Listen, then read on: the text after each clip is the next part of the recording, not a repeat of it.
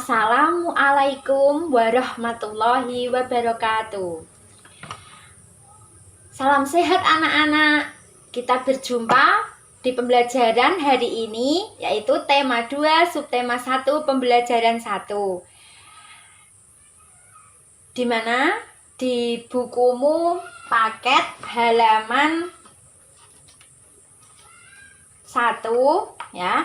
Di situ kamu lihat proklamasi kemerdekaan menjadi tonggak sejarah bagi perjuangan bangsa Indonesia. Jadi materi yang kita bahas kali ini nanti tentang proklamasi kemerdekaan Indonesia. Pada saat ini bertepatan bulan Agustus ya, nanti setiap tanggal 17 Agustus ya, rakyat Indonesia selalu mendengar petugas upacara membacakan teks proklamasi. Sebagian ada yang bisa melihat dari televisi, mendengarkan dari radio, bahkan ketika tidak masa pandemi, kita bisa mengikuti upacara secara langsung dan bisa mendengarkan pembacaan teks proklamasi secara langsung. Teks proklamasi yang dibacakan itu memiliki sejarah yang sangat berarti bagi bangsa Indonesia. Nah, teks proklamasi yang dimaksud agar anak-anak jelas, ini seperti ini ya bunyinya. Proklamasi. Kami, bangsa Indonesia, dengan ini menyatakan kemerdekaan Indonesia. Hal-hal yang mengenai pemindahan kekuasaan dan lain-lain diselenggarakan dengan cara seksama dan dalam tempo yang sesingkat-singkatnya. Jakarta, 17 Agustus tahun 1945, atas nama bangsa Indonesia, Soekarno-Hatta.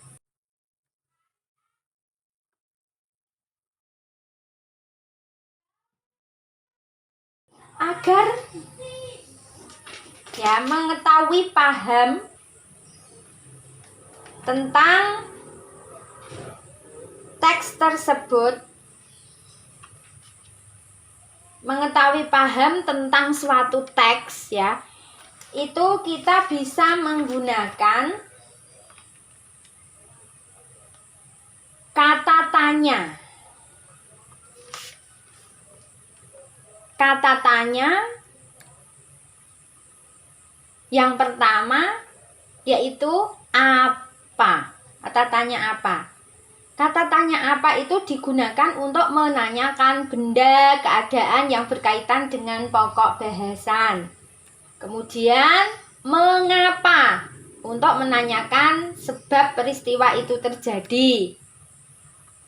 Siapa? Untuk menanyakan orang yang terlibat. Bagaimana? Untuk menanyakan proses peristiwa berlangsung. Kapan? Untuk menanyakan waktu peristiwa tersebut berlangsung. Di mana? Untuk menanyakan tempat peristiwa berlangsung. Kemudian di halaman 2 buku paket kamu ya, kamu lihat di situ ada teks ya yang berjudul Proklamasi Kemerdekaan Indonesia. Supaya kamu dapat informasi ya tentang teks proklamasi kemerdekaan Indonesia tadi, kamu dapat menggunakan kata tanya yang sudah Bu Guru jelaskan tadi. Kemudian dibuat peta pikiran seperti di halaman 3. Nah, seperti di halaman 3. Ketika membuat kata tanya, itu jawabannya harus ditemukan di dalam teks tersebut. Nah, ketika membuat pertanyaan, jawabannya itu harus ada di dalam teks tersebut. Misalnya, diulang ya, kata tanya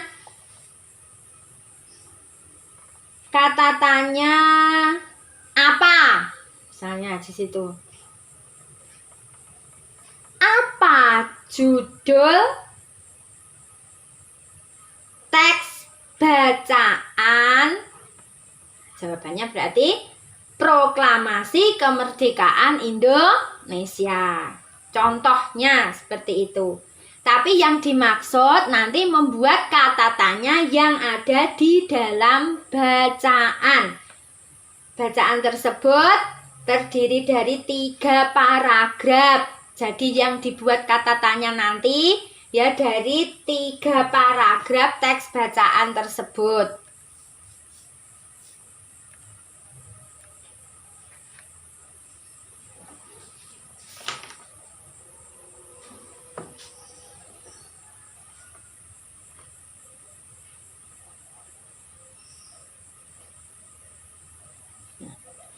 Proklamasi kemerdekaan bagi bangsa Indonesia itu mempunyai makna yang penting ya, bagi bangsa Indonesia.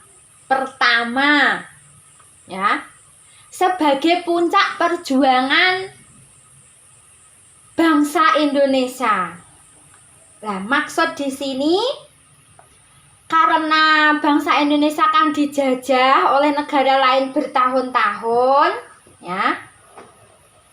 Maka setelah dibacakannya proklamasi, itu dianggap kan kita merdeka, sudah bisa membacakan teks proklamasi. Jadi itu sebagai puncak perjuangan bangsa Indonesia berhasil mengusir penjajah yang ada di negara Indonesia.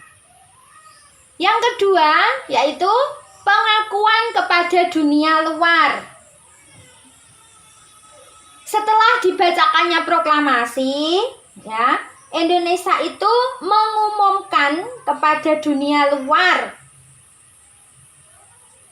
diakui merdeka, dinyatakan merdeka, ya. Nah, oleh negara-negara luar diakui sudah merdeka. Berarti sebagai pengakuan kepada dunia luar, atau pengakuan ini dikenal dengan istilah de facto.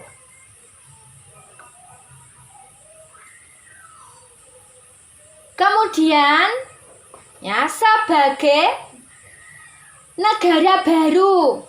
Nah, ini artinya ya kita setelah menyatakan merdeka, tidak kok setelah merdeka itu terus sudah. Nah, berarti kan terus pemerintah ini harus mempunyai tatanan baru setelah merdeka, anak-anak ya, untuk menata negara ini harus bagaimana biar berkembang, biar sistem negaranya bagus, bagaimana. Nah, itu dari proklamasi tadi itu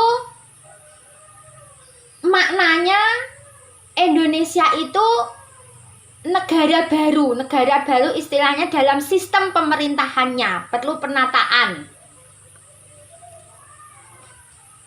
Makna yang selanjutnya sebagai tonggak sejarah negara Indonesia.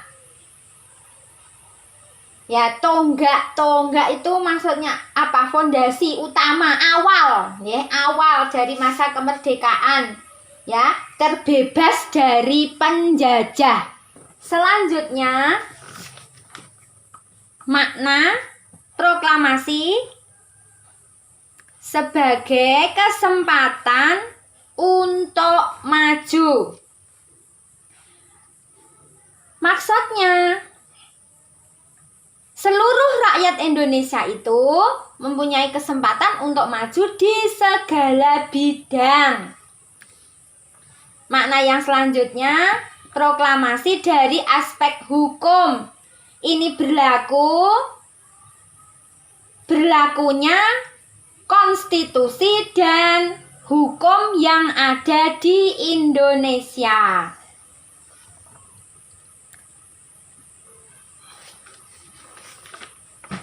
Kemudian halaman 5 pada buku paketmu tentang adaptasi tumbuhan. Adaptasi tumbuhan.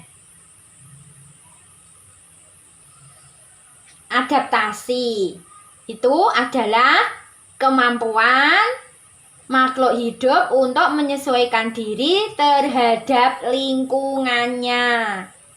Jadi makhluk hidup, nah yang dibahas di sini adalah tumbuhan.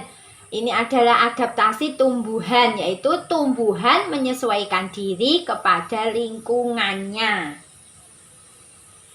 Nah, adaptasi itu bertujuan untuk melindungi diri dari musuh atau pemangsa, untuk memperoleh makanan, dan untuk agar dapat bertahan hidup.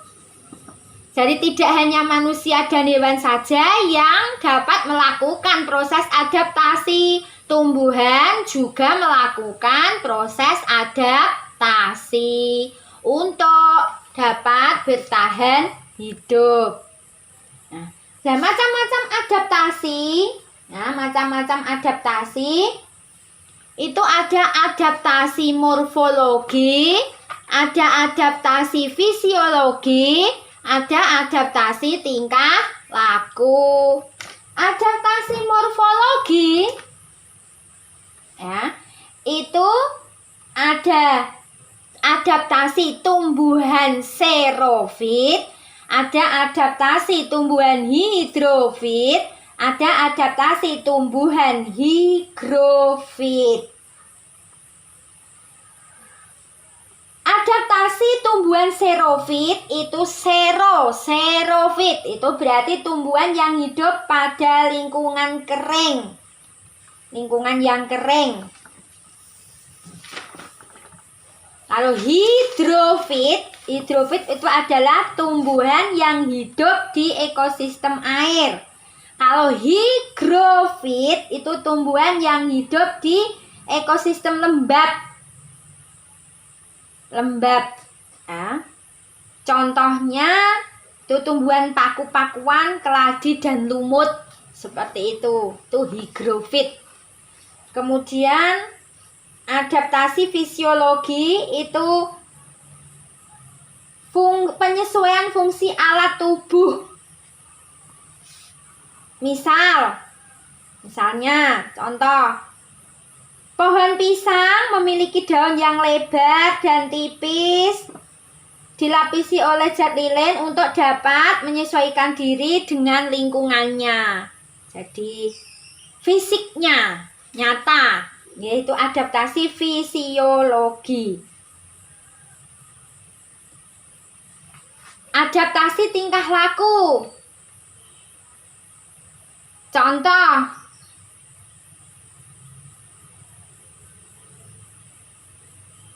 tikmonasti atau seismonasti, gerak yang terjadi karena adanya sentuhan rangsang.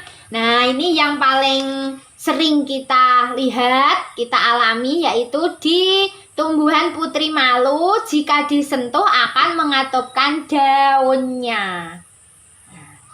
Demikian materi hari ini yang dapat disampaikan. Terima kasih. Wassalamualaikum warahmatullahi wabarakatuh.